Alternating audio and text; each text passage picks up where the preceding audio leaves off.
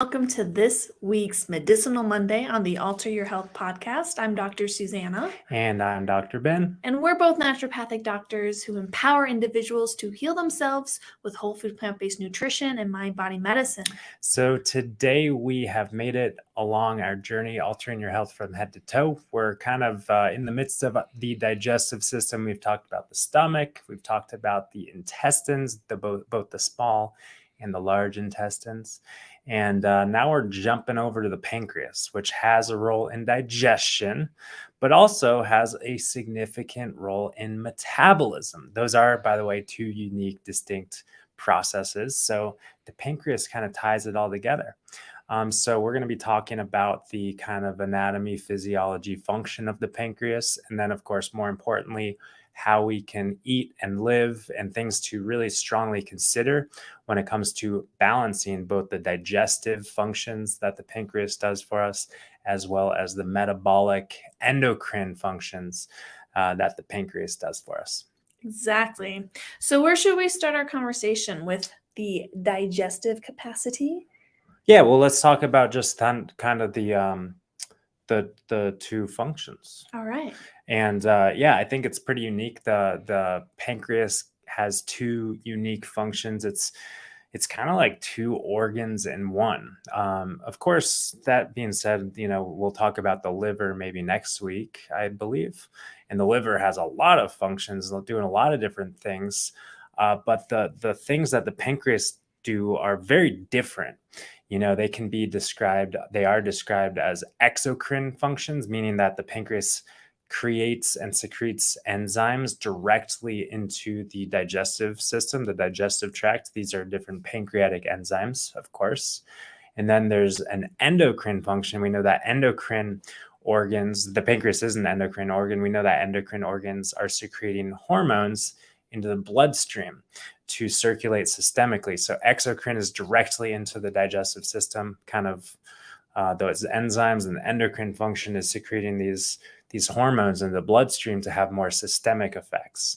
I think that, I'm not sure. I mean, people obviously know about insulin and diabetes with regard to pancreatic function. And also people understand, I need pancreatic enzymes and maybe I'll take some pancreatic enzyme supplements to support my digestion. So I think we understand these two roles of the pancreas, but I think it's pretty amazing how the endocrine function really only comprises like 1 to 2% of the total anatomical space of the pancreas organ. These endocrine cells are known as islet cells or islets of Langerhans. And there's different types of cells within these islets. There's the alpha cells, there's the beta cells, there's the delta cells. And each one of these cells are responsible for creating and secreting different hormones. And of course, I think it's kind of interesting how that's just 1 to 2% of the mass of the pancreas, but there is some evidence that this 1 to 2% of the pancreas, which if you consider the pancreas is kind of just a small little organ, maybe it weighs like a pound or something at the most, and then just 1 to 2% of that. So we're talking about like I don't know, like a peanut or something, or like, I don't know, a walnut at the biggest. No, smaller, a peanut. Let's just think about a peanut. That's responsible for managing your insulin secretion from your beta cells, your glucagon secretion from your alpha cells. And then there's this other hormone called somatostatin that's responsible for kind of like down regulating and controlling both the secretion of both insulin and glucagon. So all of that, complex management, ultimately regulating our blood sugar, which regulates our metabolism, boils down to just these little islets of Langerhans within this little pancreas, comprising like the area of like a peanut or something like that. It is really fascinating. I mean, it really just goes to show how powerful the endocrine system is endocrine system, meaning the system that controls our hormone production and secretion. And these teeny little molecules circulating throughout the bloodstream have such an enormous effect. If we don't have healthy functioning or healthy endocrine function of the pancreas, we see severe life-threatening conditions like diabetes, for example. Yeah, and all these hormones, of course, are secreted and regulated in such a tight way because they're I don't know how many listeners are really familiar with homeopathy, but homeopathy is, of course, a kind of a therapeutic modality that's giving like minuscule doses of substances to influence our physiology. And some people kind of equate that minuscule nature of homeopathic dosing to really some of the fine tuning that's taking place with regard to our like hormones in our endocrine system. It's just kind of like one little molecule or something like that kind of shifts things in our body. Of course, it's when it comes down to it, it's much more than one molecule, but it's very fine, tightly regulated. So anyways, that's kind of the endocrine function. And then the exocrine is making up the most of it. 99% of our pancreas is exocrine in nature, creating those digestive enzymes, which are bigger, complex molecules that are breaking down the foodstuffs that come into our system. Of course, the first step of digestion, we're working our way top down. Of course, it starts in our state of mind, kind of influencing our state of nervous system. But of course, then chewing in the mouth, breaking up the big stuff into smaller chunks. And then our stomach secretes hydrochloric acid, as well as some digestive enzymes, breaking down proteins predominantly. And then once things get into the small intestine, the pancreas has this passageway into the small intestine where it dumps the enzymes to further break down proteins and fats and carbohydrates. So of course, proteins are broken down with enzymes like trypsin. Fats are broken down with lipase enzymes. Also, proteases break down proteins. And then amylases are the term for the enzymes that break down starch molecules or complex carbohydrates into simple sugars like glucose. Yeah. So that's kind of what's going on in terms of pancreatic enzyme from the exocrine pancreas, which is, of course, the majority of our pancreatic cells, creating those enzymes and dumping it into the small intestine so that we can take the big bites of food and the big chunks of food that we're ingesting and chopping those food particles into their basic building blocks, either amino acids for proteins, fatty acids for fats, or simple sugars like glucose and fructose for our carbohydrates. Yeah, I think this information is so helpful to understand because I know for me, I don't know about you, Dr. Ben, but before going to medical school, I kind of knew of the pancreas. Like you were saying, maybe I heard of the pancreas in the context of pancreatic enzymes from time to time, but for the most part, I really had no idea what the pancreas was. I mean, I would hear cases of like pancreatic cancer, right, as being a really scary thing, Yep. but didn't really understand what it actually does for us.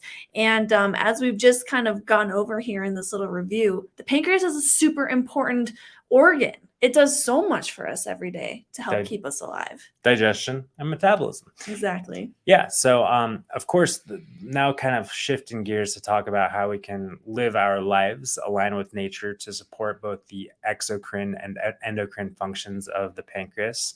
I think maybe a great place to start is really kind of at the top, which is with regard to kind of the state of the autonomic nervous system.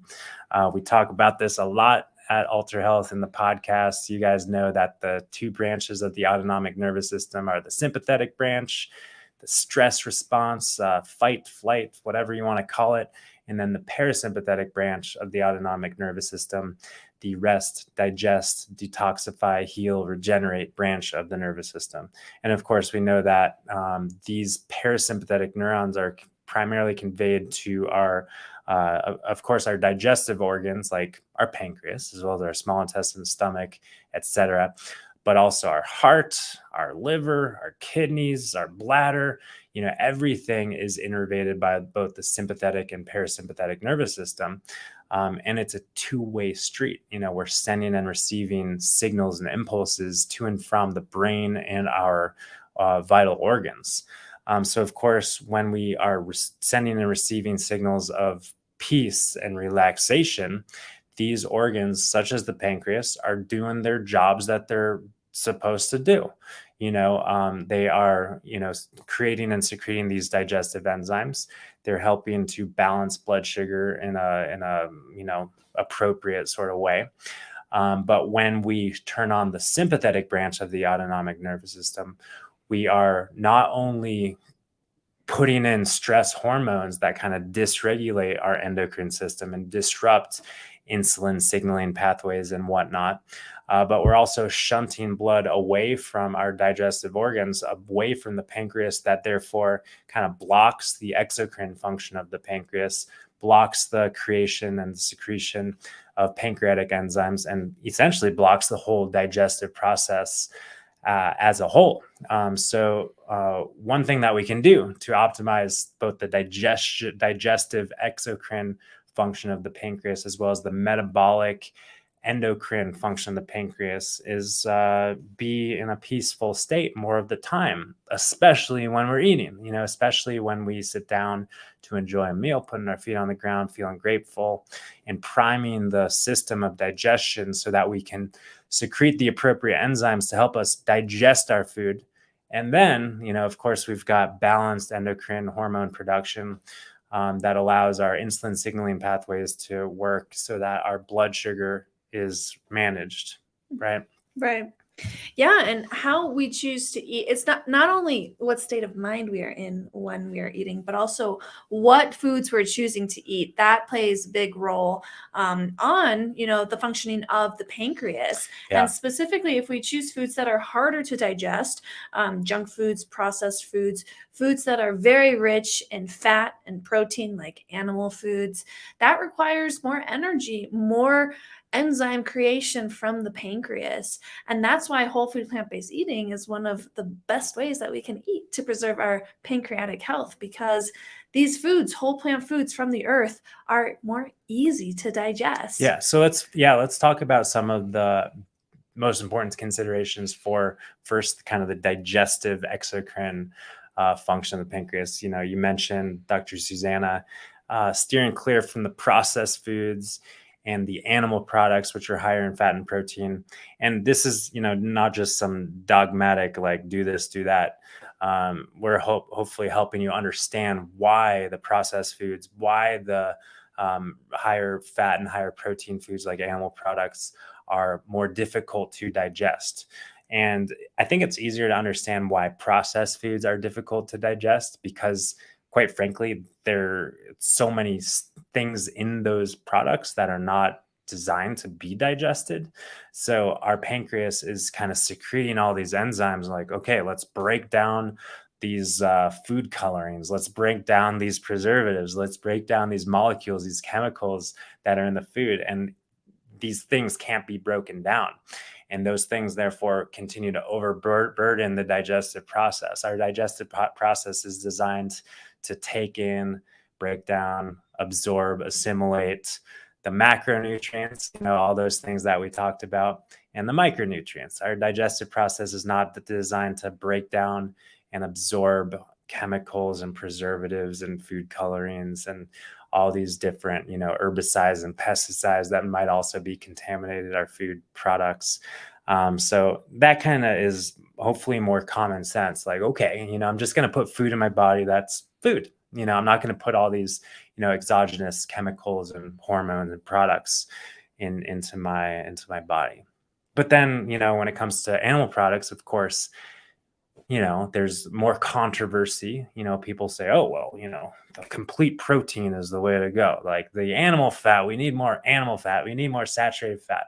But when it comes down to just the simple process of digestion, the fact is that we've got way more carbohydrate breaking down enzymes in our body than we do proteases and lipases For example, the carbohydrate digestive process begins in the mouth. We've got salivary amylase. If you're sitting there chewing a potato or a piece of bread or pasta or, one of these quote unquote carbohydrate rich foods, you'll start to notice that you experience sweetness in your mouth. And that's because these complex carbohydrates, these starch molecules, are being broken down into simple sugars like glucose and fructose. And we have simple sugar receptors on our tongue. These are our sweet receptors. And it's like, oh, it's starting to taste sweet. That's a good thing. That means that our salivary amylase enzymes are working. And of course, we've got pancreatic amylase enzymes that continue the breakdown and digestion of starch in our small intestine. But when it comes to fats and proteins, these molecules just take longer to digest and take more digestive energy because they're more complex molecules and they require more enzymatic production and release. And that's why, if we, you can have, you're the master of your own body. If you sit down and you have a fresh papaya or a smoothie with banana and mango or an apple, it's kind of like, oh, that kind of was quick and easy. And if you sit down and have a steak or, even a handful of almonds or walnuts or something like higher fat and protein plant-based food, you can feel like, okay, that's kind of like sticking with me a little bit. It's taking longer. And of course, there's maybe one could argue like benefits for having slower digested and metabolized foods. But when it comes to kind of long-term sustainable health and nutrition, we want ease of digestion and metabolism. And the best thing that we can do to focus on the ease of that process is by focusing on natural, unprocessed, whole plant foods. And of course, this is a little tangent that maybe you can talk about, Dr. Suzanne, but like these natural, unprocessed whole plant foods also have their own enzymes available in those food products. So you've heard about like eating raw foods to preserve the enzymatic activity in your green leafy vegetables or in your, fruits and other vegetables. And the fact is, like, when we eat raw natural foods, they help digest themselves, which is really cool. And that kind of takes some strain off of our system and off of our pancreas as well. Definitely. I don't have much more to say on that because you articulated it very well.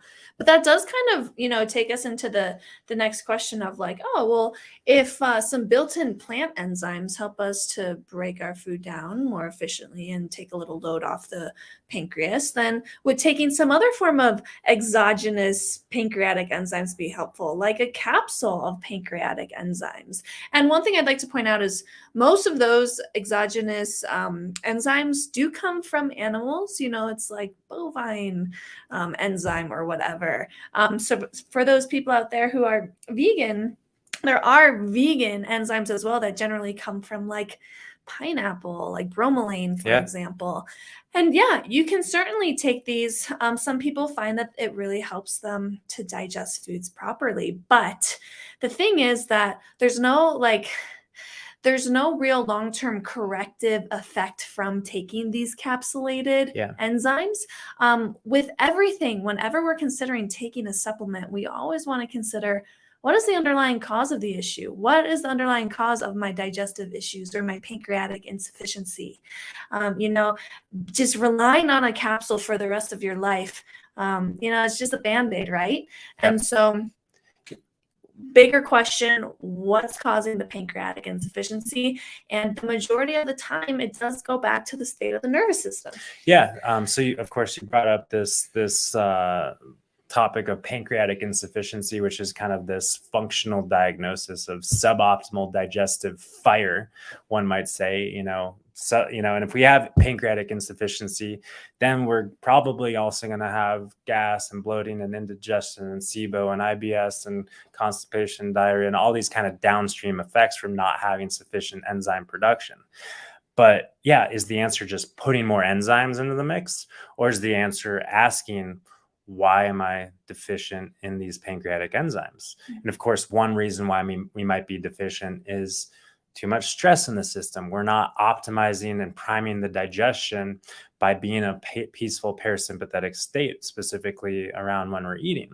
Then the other thing is, eating the wrong foods, eating foods that are more difficult and taxing to digest, eating the foods that require a surplus of pancreatic enzymes that maybe you had for, your early years, your teenage years, your 20s, your 30s, whatever it was. He's like, okay, your pancreas was able to keep up with that way of eating. But then with all the stress and with all the toxins, with all the, lifestyle things, then the pancreas just can't keep up. So we're kind of forced to eat more of the simple foods and eat more of the foods that are more easily digested, the whole plant foods, hopefully. Right. So, yeah. So we could supplement with pancreatic enzymes. We could supplement with, digestive enzymes. Or one thing that we're often encouraging people to do who have these kind of signs and symptoms of pancreatic insufficiency or just general digestive, suboptimal digestive process, this is where things like digestive bitters come into play, right? Yeah, and digestive bitters are different than taking digestive enzymes because digestive bitters actually help to train your system to produce adequate levels of pancreatic enzymes because they essentially, are kind of a shortcut to turning on the parasympathetic branch of the nervous system. When the bitter receptors on our tongue are activated by these digestive bitters, which are really just, bitter herbs, what happens is that a signal is then sent to our brain that turns on all of our digestive functioning through the vagus nerve, through the parasympathetic nervous system, including the secretion of pancreatic enzymes, but also the secretion of hydrochloric acid in the stomach and the secretion of bile from the liver. And so we like digestive bitters because they're essentially reminding your body how it works effectively and efficiently when the parasympathetic nervous system is activated. Yeah, rather than being kind of this enzyme replacement exogenously, it's kind of this trigger and nudge to the body, like, hey, like prime the system, prime the pump of digestion. So that can be really helpful. And yeah, you can go to a health food store or, an online shop and just search for digestive bitters. And there's a lot of different formulas, but a lot of them contain really bitter herbs like gentian. What are the other classic ones? Dandelion and artichoke. Yeah, that's right. So that's kind of optimizing exocrine digestive function of the pancreas.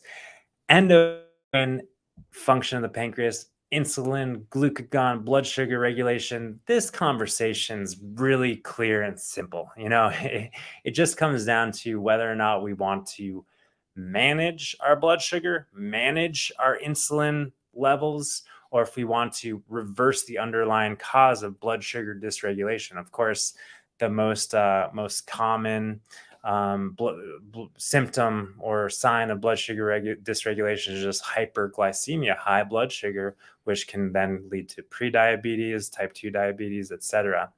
And the underlying cause of this is, of course, insulin resistance. Insulin resistance is caused from actually not too many carbohydrates, not too many sugar molecules in your bloodstream. That's not what causes insulin resistance. That's the symptom of insulin resistance. The cause of insulin resistance is actually the accumulation of fats within our cells. And that interferes with proper insulin signaling pathways. And therefore, our insulin signaling mechanism doesn't work, and the sugar stays in our bloodstream, isn't able to make its way into the cell. And of course, that leads to the symptom of high blood sugar, hyperglycemia.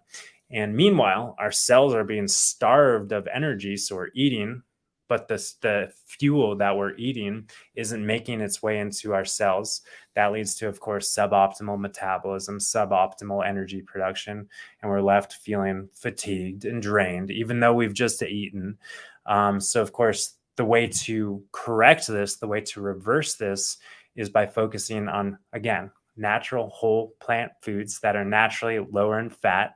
And this allows us to cleanse and detoxify and work through the intracellular fat stores that cause the underlying cause of insulin resistance.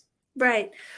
Right. And for both scenarios, I guess both functions of the pancreas, digestion and metabolism, one thing that we can do to really aid the pancreatic function is to follow proper food combining principles, Yeah. which is, in whole food plant based eating, what it looks like is really focusing on the carbohydrate rich foods as the center point of the meal and not bringing in too many high fat foods at the same time, because what that can do is not only tax the digestive system, right? Because we're calling upon so much more enzymatic production, so much more bioproduction, so much more everything. But it also taxes our metabolism as well, because what happens when we have both a high amount of carbohydrates and a high amount of fats in the system trying to be broken down, trying to be metabolized at the same time, is that the fat that's present can actually interfere with the carbohydrate metabolism. So like you were saying, that fat actually interferes with our cell's insulin signaling pathway, which makes it harder for insulin to knock on the door of the cell and say, hey, it's time to let the carbohydrates in. And I know that's kind of like a cartoonish, non-complete, incomplete way of explaining this whole phenomenon of insulin resistance, but we do have a few other podcast episodes that go way more in depth in describing how this is happening on a cellular level, so that you can really understand what is actually at the root cause of insulin resistance. Totally. Yeah. At this point, we're not going to go any deeper into the endocrine function of the pancreas. We have discussed it ourselves on the podcast. We've had other expert guests on the podcast, specifically from Mastering Diabetes. Those guys, Cyrus and Robbie, they've both been on the podcast to help us explain and understand what's going on, the underlying cause of insulin resistance and diabetes, blood sugar dysregulation. So yeah, go ahead and search for and find those episodes.